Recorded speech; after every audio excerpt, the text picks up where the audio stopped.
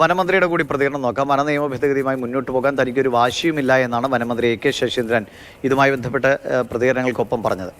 എന്നാൽ നിയമത്തിൽ മാറ്റം വേണം എന്നതിൽ തർക്കമില്ല എന്നുള്ള കാര്യവും അദ്ദേഹം പറയുന്നു. നിയമത്തിൽ മാറ്റം വേണമെന്നതിൽ താൻ ഉറച്ചു നിൽക്കുന്നു. ജനങ്ങളുടെ വിശ്വാസം ആർജിച്ചുകൊണ്ടുള്ള നിയമപരിഷ്കരണം മാത്രമേ ഉണ്ടാവൂ എന്നും വനമന്ത്രി അദ്ദേഹത്തിന്റെ പ്രതികരണത്തിലേക്ക്. കാലോചിതമായ നിയമപരിഷ്കാരങ്ങൾ ആവശ്യമാണ്. ആ നിയമപരിഷ്കാരം വേണമെന്ന നിലപാടാണ് എനിക്കുള്ളത്.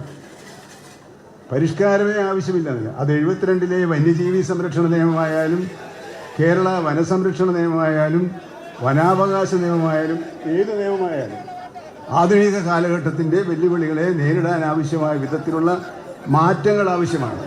അതിനർത്ഥം ഈ നിയമമായി വീണ്ടും കൊണ്ടുപോകാൻ മന്ത്രി വാശി പിടിക്കുന്നു എന്നൊരു പരാമർശം ആ കൂട്ടത്തിലുണ്ടായത് അങ്ങ് ശ്രദ്ധിച്ചിട്ടുണ്ടാകും. എനിക്കൊരു വാശിയുമില്ല. എല്ലാവരുടെയും കാര്യത്തിന് വേണ്ടിയാണ് ഞാൻ പറയുന്നത്.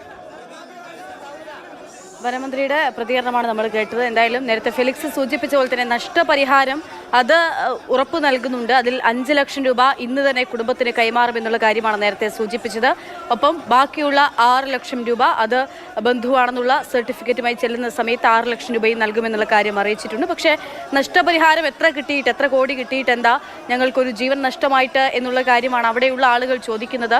അതവരുടെ ഉള്ളിലുള്ള രോഷമാണ്, അവരുടെ രോദനമാണ്. അത് കേൾക്കുമ്പോൾ തന്നെ നമുക്ക് അത് അനുഭവപ്പെടുകയും ചെയ്യുന്നുണ്ട്. കാരണം കഴിഞ്ഞ ദിവസമാണ് സമാനമായി തന്നെ ഒരു കടുവയെ പിടികൂടാൻ 10 ദിവസത്തോളം എടുത്ത് അവിടെ ഒരു കടുവയെ പിടികൂടുന്നതും കൂട്ടിലാക്കുന്നതും നമ്മൾ കണ്ടത്. അതിന് തൊട്ട് പിന്നാലെയാണിപ്പോൾ ഒരു കടുവ ഒരു സ്ത്രീയുടെ ജീവൻ എടുത്തിരിക്കുന്നത്.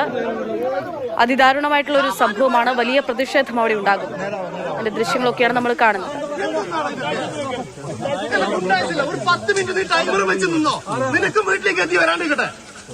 ടൈമർ കൊണ്ട് പണ്ടാറക്കാൻ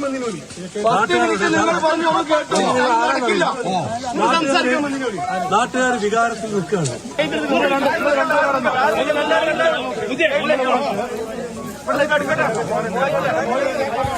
ആളുകളുടെ വൈകാരികമായിട്ടുള്ള പ്രതിഷേധമാണ്, പ്രതികരണമാണ് നമ്മൾ കാണുന്നത്. ഫെലിക്സ്